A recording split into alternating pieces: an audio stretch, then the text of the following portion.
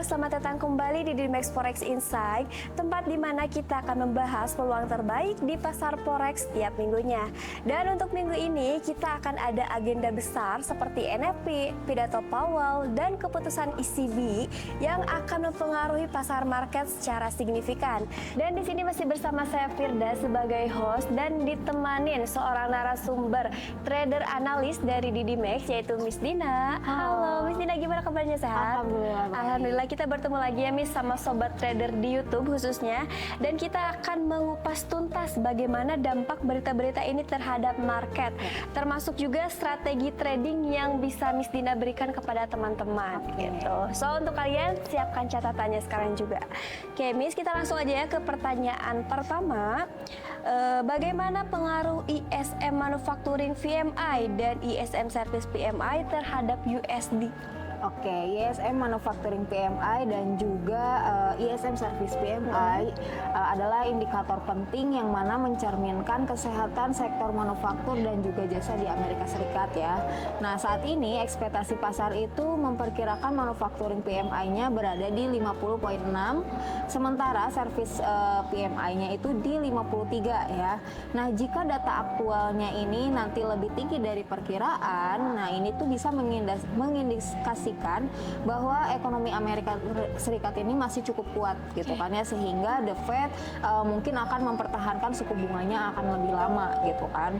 Nah, sebaliknya jika hasilnya ternyata lebih rendah daripada ekspektasi, maka ini tuh bisa menjadi signal pelemahan ekonomi ya, yang dapat mendorong spekulasi pemangkasan suku bunga yang lebih cepat juga. Nah, yang berpotensi melemahkan US dollar kayak gitu. Nah, trader juga perlu memantau ya reaksi pasar setelah rilis data ini untuk melihat apakah ekspektasinya itu ekspektasi pasarnya itu terhadap kebijakan the Fed apakah mengalami perubahan atau enggak kayak gitu.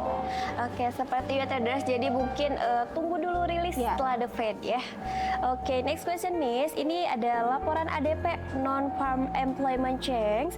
Kali ini memperkirakan lebih rendah dari sebelumnya. Apa dampaknya bagi pasar Miss? Ekspektasi untuk laporan ADP Non-Farm Employment Change saat ini tuh berada di kisaran 144K ya. Lebih rendah dari sebelumnya yang itu di 183K.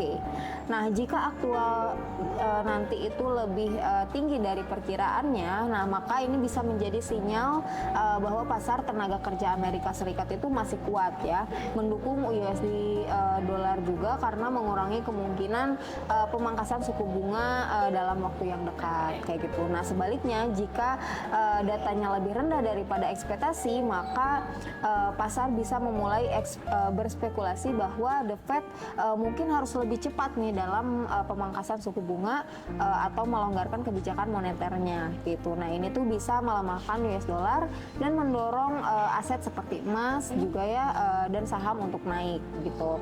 Namun perlu diingat juga bahwa ADP Non-Farm Employment Change ini tidak selalu akurat ya dalam memprediksi NFP kayak gitu. Jadi trader harus tetap menunggu data resmi NFP pada hari Jumat nanti gitu. Oke, seperti ya, mungkin reminder nanti hari Jumat setelah rilisnya. Oke, next question Miss. Ini minggu ini tuh ada keputusan suku bunga dari ECB ya. Bagaimana pengaruhnya terhadap Euro USD?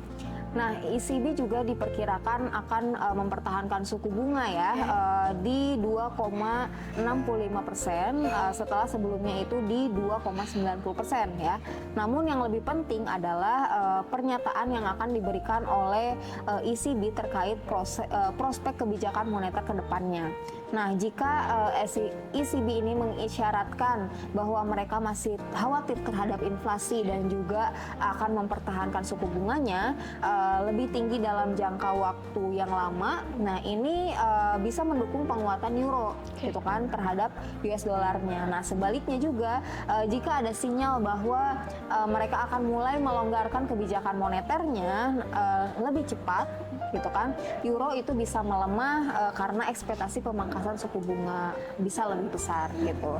Nah, trader euro USD itu bisa memperhatikan ECB press conference ya, karena karena biasanya dari sinilah pasar mendapatkan arah kebijakan yang lebih jelas. Oke, seperti ya untuk sobat trader khususnya yang emang trading di Euro USD gitu kan.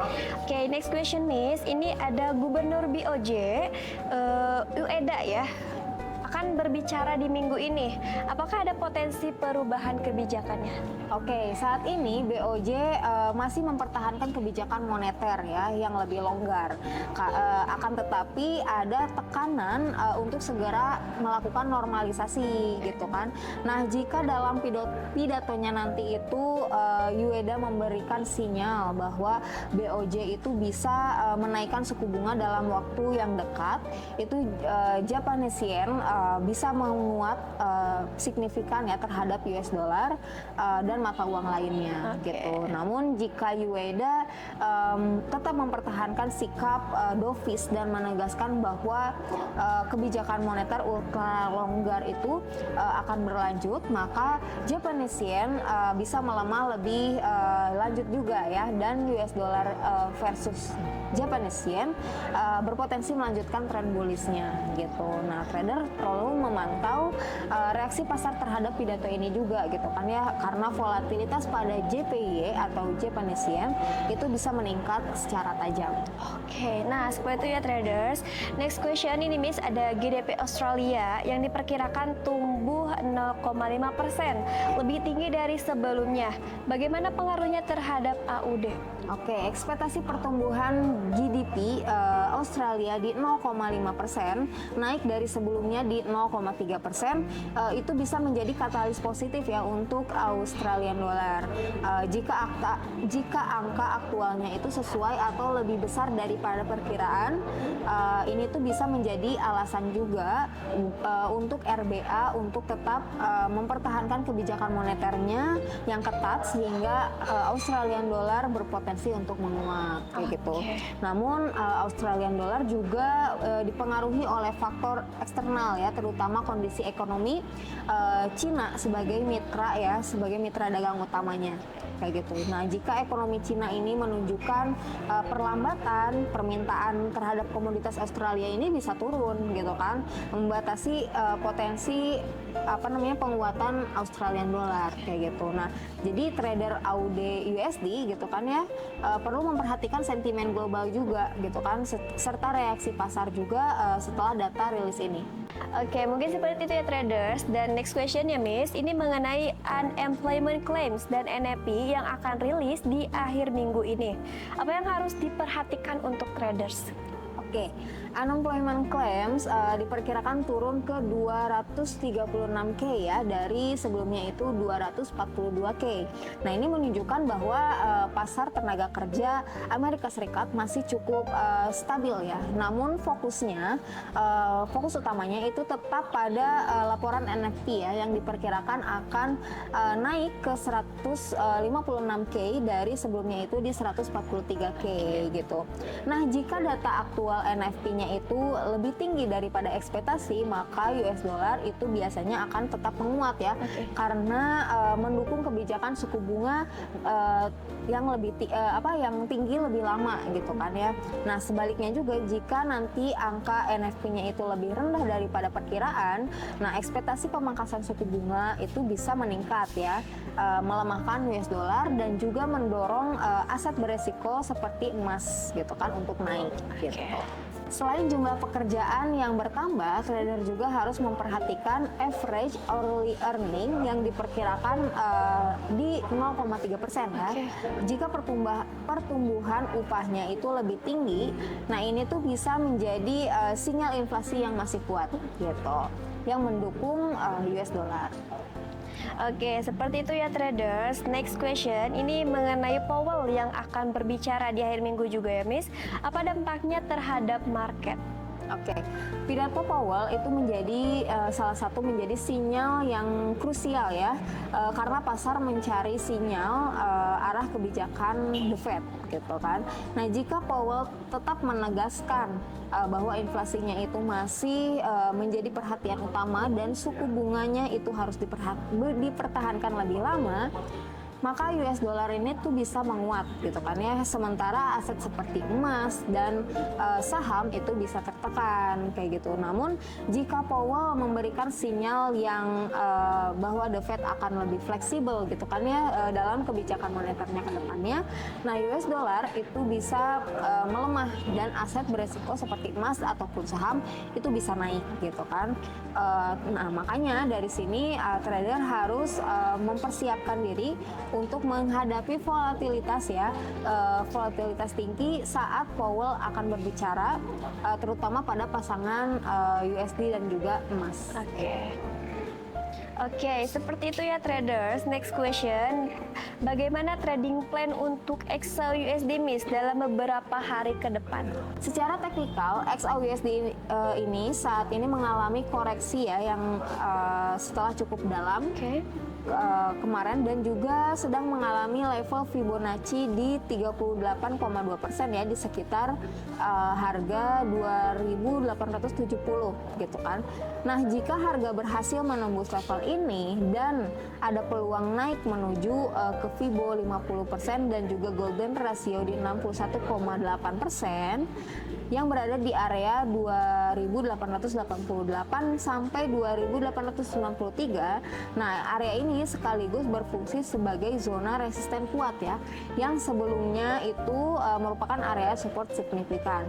Nah, tapi jika gagal menembus harga 2.888 sampai 2.893, itu ada potensi untuk melanjutkan downtrendnya ya, dengan targetnya itu di 2.820 sampai 2.800. Nah, ini merupakan level Fibonacci 0% dan juga support utama kayak gitu. Nah, untuk strategi tradingnya, skenario bullish itu jika harga menembus dan bertahan di atas 2.893, maka ada peluang untuk naik lebih lanjutnya itu menuju ke 2.907 sampai 2.919. Nah, tetapi skenario bearisnya jika harganya tertolak di zona 2.888 sampai 2.893, trader bisa mencari peluang sell dengan targetnya di 2.850 sampai 2.820 ya. Nah, itu ya untuk level-level support dan resisten terdekatnya ya. Nah, konfirmasi dari data fundamentalnya seperti NFP maupun pidato Powell akan sangat menentukan ya apakah harga emas akan melanjutkan rebound atau kembali akan melemah gitu. Nah, trader disarankan untuk memperhatikan reaksi pasar pada level-level kunci yang tadi disebutkan ya sebelum mengambil keputusan gitu. Iya, itu tadi insight lengkap untuk minggu ini dengan semua data besar yang akan mendatang gitu ya. Dan untuk para traders penting banget untuk update dan punya trading plan yang solid. So, buat teman-teman yang ingin belajar dan dapat bimbingan langsung dari mentor profesional, Didimax adalah tempat yang tepat. So, buat kalian jangan ragu untuk gabung trading dengan komunitas trader terbaik kami. Jangan lupa like, comment, and subscribe dan nyalakan lonceng notifikasi biar gak ketinggalan informasi selanjutnya. Kalau kalian ada yang mau request topik selanjutnya, boleh langsung komen di bawah. Saya Firda, Saya Dina. Kami pamit undur diri. Salam profit.